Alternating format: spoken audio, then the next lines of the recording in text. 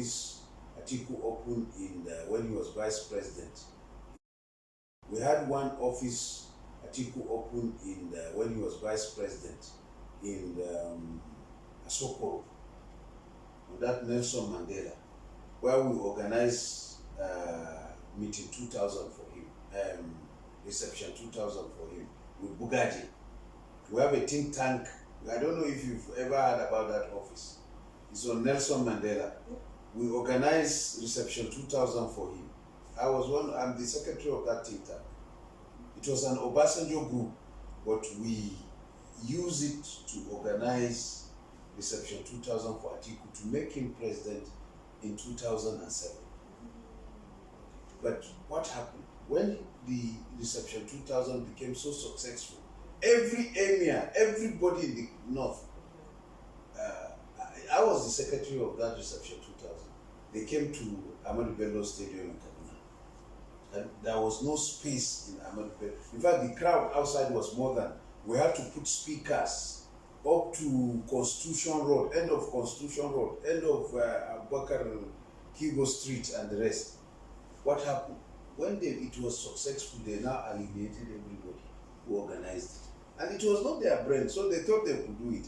Bugaje thought he could do it. He read only Islamic studies. He's not a strategist. He didn't go to any American school to know even anything about strategy. And what happened?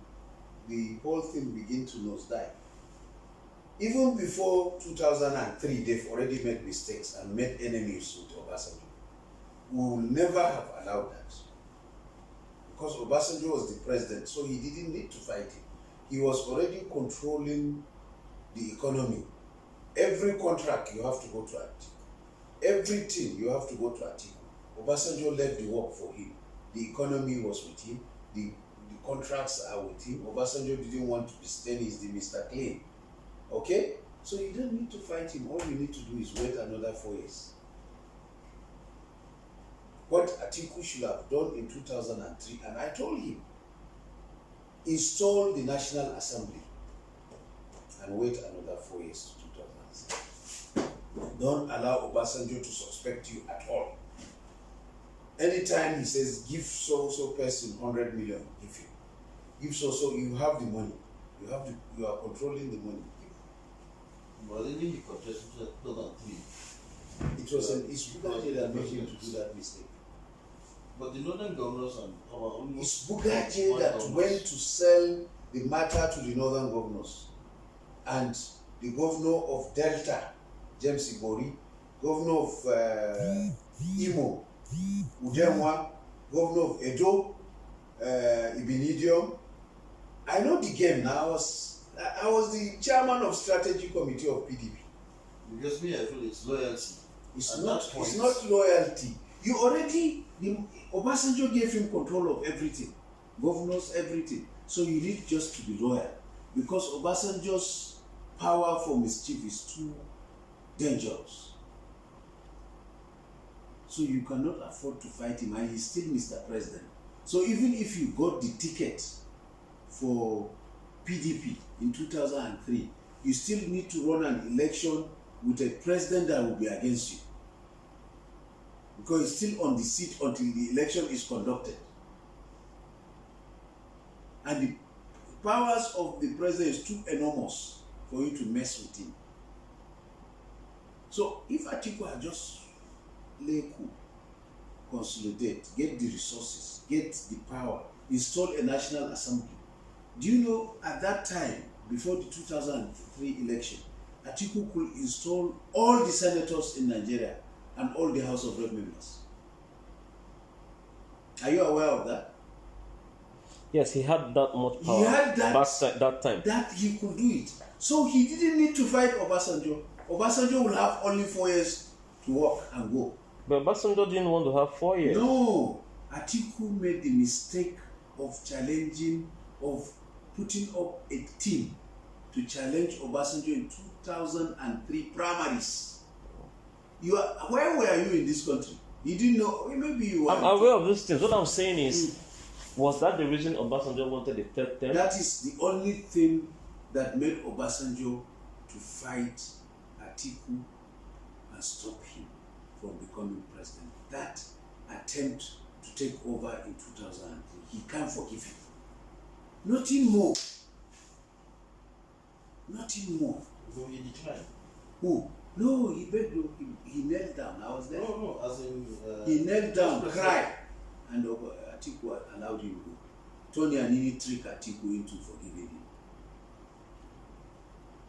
And they carried it and put it in the national news, with President kneeling down for Atiku. You are not following this thing.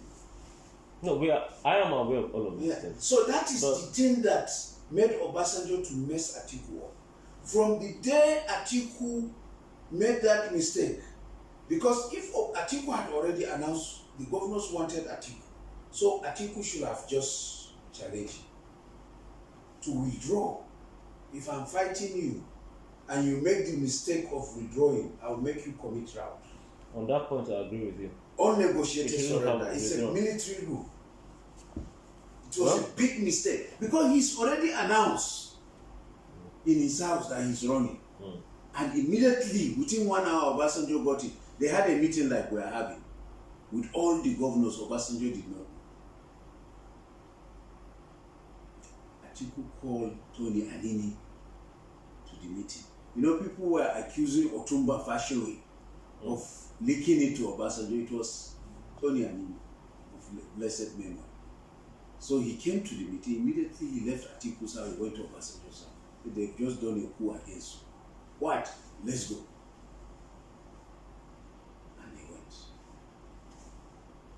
Immediately after the meeting, then Atiku did not tell Obasanjo to come back tomorrow so that he can call everybody back and discuss it. He now went into discussion with Obasanjo. That very day, I took a decision to run now, and we have agreed on a plan. How do you reverse it without contacting? That's how Atiku lost everybody.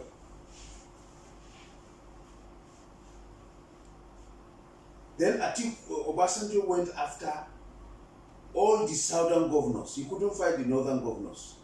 So he started withholding their money. You know, Bola Tinubu was also in that meeting. He withheld Bola Tinubu's money, withheld Imo's money, withheld anybody who went to that fight. It was only James Ibori that took dollar to him that he did not fight him. He did not withhold his money. But what did he do? He set up Ibori for that EFCC manhunt. He was recording what Ibori was doing. He was recording what Alami Isia was doing. They were all Atiku people. Only Odili was not an Atiku man. This guy, Akwa Ibom, Victor Atta, they were all Atiku. Duke, Atiku. Because Duke wanted to be vice president. So all, they were Atiku people. Obasanjo, after he settled with Atiku, won the election, he cut off their money. He was paying them anything he likes. Every monthly allocation, if you are getting 4 billion, they will calculate your salary and give you exactly the amount. That's why up to today, some states are still owing federal government. They still collect, maybe KB, I don't know if you owed. I don't think KB was, he didn't fight any northern government, but he fought all the southern. That was the one singular mistake that made your father. And it was a huge one. Well, it's a good lesson in history.